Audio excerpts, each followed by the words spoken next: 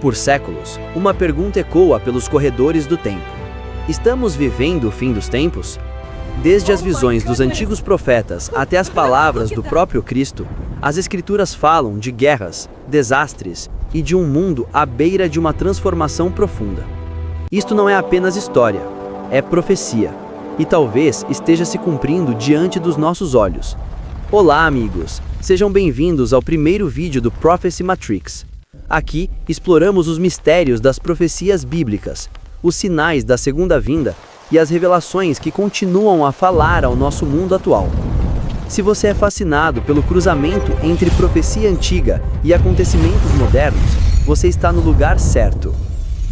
Nossa jornada começa há mais de 2 milênios e meio, no coração do antigo mundo, com o profeta Daniel. Levado de sua terra natal para o exílio na Babilônia, uma cidade de ouro, poder e ídolos, Daniel recebeu visões que ultrapassavam os limites de sua própria era. Ele viu uma imagem, uma colossal estátua feita de 4 metais diferentes. A cabeça era de ouro, o peito e os braços de prata, o ventre e as coxas de bronze, e as pernas de ferro. Os pés, uma mistura de ferro e barro. Por revelação divina, Daniel explicou que cada parte representava um império. A cabeça de ouro era a Babilônia, brilhante em riqueza e glória. Depois viria o reino de prata, os Medo-Persas. Em seguida, a Grécia, veloz e implacável sob Alexandre o Grande. E então um império forte como ferro, Roma, que esmagou todos os que se opuseram ao seu domínio. Mas a visão de Daniel ia além. Ele viu uma pedra, cortada sem mãos humanas, atingir a estátua e reduzi-la a pó. Essa pedra tornou-se uma montanha e encheu toda a terra. Daniel declarou: "Este é o reino de Deus, um reino eterno, inabalável, que não será destruído nem entregue a outro povo." Séculos depois, outra voz ecoaria com a mesma urgência. No Monte das Oliveiras, Jesus de Nazaré olhou sobre Jerusalém e falou sobre o fim dos tempos. Ele disse a seus discípulos: "Vocês ouvirão falar de guerras e rumores de guerras, mas não se alarmem. Nação se levantará contra nação, reino contra reino. Haverá fomes e terremotos em vários lugares, mas tudo isso será apenas o começo das dores." Essas palavras não eram alertas vazios. Elas descreviam um padrão. Um mundo se desfazendo sob o peso da violência, do caos e do desespero. Mas Jesus também deu um sinal maior, que o evangelho do reino seria anunciado a todas as nações, e só então viria o fim. Para os discípulos, aquilo era ao mesmo tempo aterrorizante e confortante. O caminho seria difícil, cheio de perseguição, traição e engano, mas também carregava a promessa de redenção. A visão mais dramática do fim viria mais tarde, com João, o discípulo amado, exilado na ilha de Patmos. Ali, ele recebeu a revelação, um vislumbre cósmico da luta entre o bem e o mal, e da vitória final de Deus. Ele viu os céus se abrirem, os selos sendo rompidos, trombetas soando e juízos sendo derramados sobre a terra.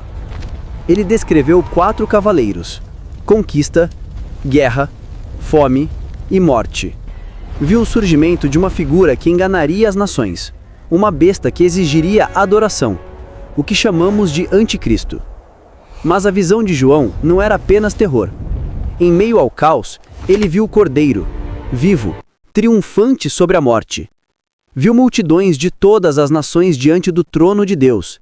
E, por fim, uma nova Jerusalém, descendo dos céus, resplandecente com luz eterna. O Apocalipse não termina em desespero, mas em esperança. Ele fala de um novo céu e uma nova terra, onde não haverá mais lágrimas, nem dor, nem morte. 2000 anos depois, a pergunta ainda permanece: estamos vivendo os tempos descritos pelos profetas? Guerras se espalham pelo mundo, nações se ergam e caem, pandemias varrem continentes, terremotos e catástrofes naturais se intensificam. A tecnologia avança a uma velocidade impossível de acompanhar, trazendo conexão, mas também controle. Para muitos, tudo isso ecoa as advertências da profecia. Para outros, são apenas os ciclos da história. Mas há algo diferente em nossa era, a convergência dos sinais. Nunca antes o mundo esteve tão interligado, tão vulnerável e tão preparado para cumprir literalmente as condições descritas nas Escrituras. Contudo, a profecia não foi dada para nos paralisar pelo medo. Ela não existe para desenhar mapas do Apocalipse, mas para revelar o domínio soberano de Deus sobre a história. Sim, a profecia fala de juízo. Sim, fala de tribulação. Mas, acima de tudo, carrega a promessa de redenção, de um reino que não pertence a este mundo, e de um rei que retornará em poder e glória. A mensagem da profecia é clara. A história não é aleatória. O destino humano não é um acidente. O fim da história já foi escrito. Não como destruição, mas como restauração. E assim voltamos à pergunta: estamos vivendo o fim dos tempos? As visões de Daniel, as palavras de Jesus, a revelação de João, todas formam uma matriz profética, um padrão que atravessa séculos, apontando para um clímax final. Somos a geração que verá essas profecias se cumprirem? Ou apenas mais um capítulo na preparação para o fim? Ao longo dos séculos, a figura do anticristo gerou medo e fascínio. As Escrituras o descrevem não apenas como um tirano, mas como um enganador. Um líder carismático que promete paz, mas exige lealdade. Em Daniel, ele é retratado como alguém que se exaltará acima de todos, que blasfemará contra o Altíssimo e tentará mudar tempos e leis. Em Apocalipse, João o vê como uma besta que sobe do mar, recebendo o poder do dragão, autoridade sobre nações e povos. O anticristo não conquista apenas pela força, conquista pela sedução, pelo engano, oferecendo soluções a um mundo em colapso. Num tempo de crise global, um homem assim não seria resistido, seria acolhido. O cansaço das guerras e do medo fará muitos aceitarem qualquer promessa de estabilidade, mesmo que custe a liberdade. Junto à ascensão dessa figura, a profecia fala de um tempo como nenhum outro, a grande tribulação. O próprio Jesus declarou: porque então haverá grande tribulação, como nunca houve desde o princípio do mundo até agora, nem jamais haverá. Esse não será um sofrimento comum, será um tempo de caos absoluto, de enganos sem precedentes, onde a fé será provada pelo fogo. O anticristo estabelecerá um sistema de controle global. Apocalipse fala de uma marca, um sinal de lealdade, sem o qual ninguém poderá comprar ou vender. Literal ou simbólico, o recado é o mesmo: domínio total, econômico e espiritual. A humanidade terá que escolher: conformar-se à besta ou permanecer fiel a Deus. Hoje, os sistemas globais estão mais interligados do que nunca. Finanças, tecnologia e vigilância. Com moedas digitais, identificação biométrica e inteligência artificial, o cenário de controle global descrito em Apocalipse já não parece ficção. O palco está sendo montado. A humanidade clama por ordem e segurança. E em meio ao caos, surgirá alguém com respostas, com carisma e com o poder de unificar. Mas a profecia não trata apenas de política. Ela fala do coração humano. Em tempos de tribulação, a fé será testada pelo fogo.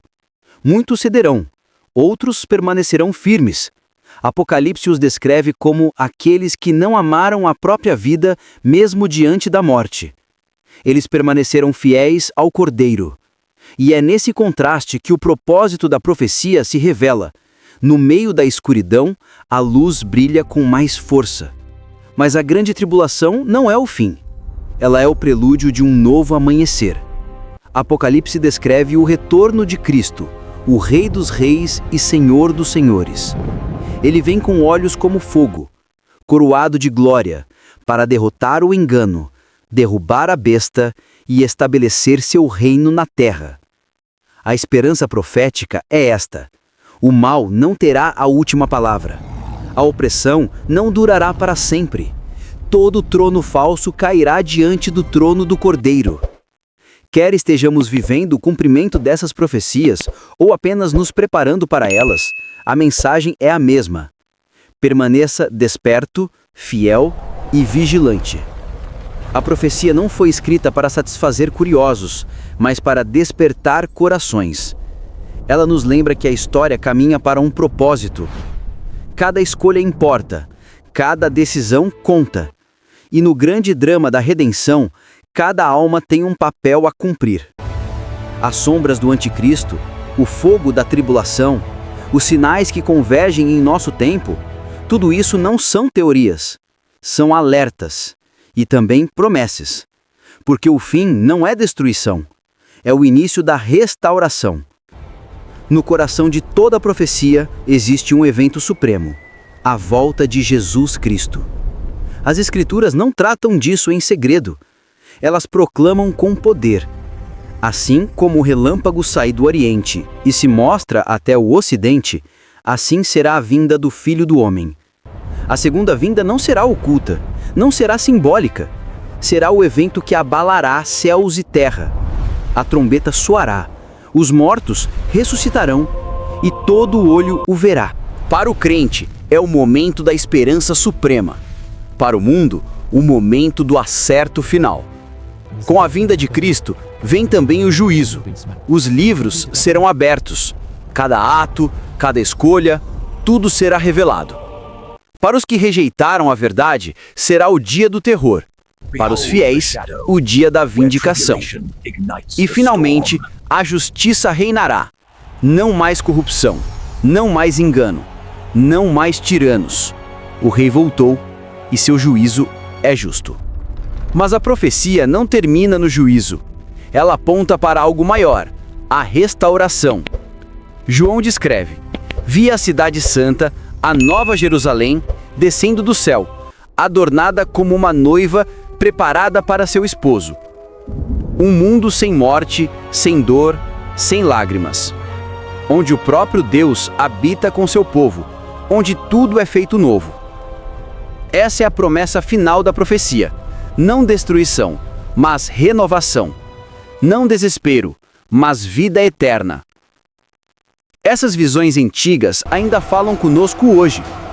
Elas nos lembram que a vida não se resume ao agora. As riquezas, as lutas, os impérios, tudo passa. Mas o reino de Deus permanece. A profecia nos chama à urgência, não ao medo.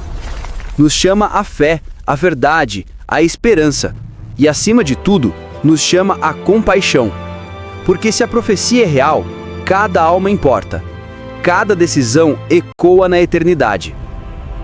A profecia não é sobre prever o futuro, é sobre preparar o coração. A mensagem é clara: esteja pronto. Observe os sinais, mas não se consuma por eles. Viva com fé, com esperança, com amor. Porque o maior sinal não está nas guerras ou nos terremotos, mas na transformação dos corações.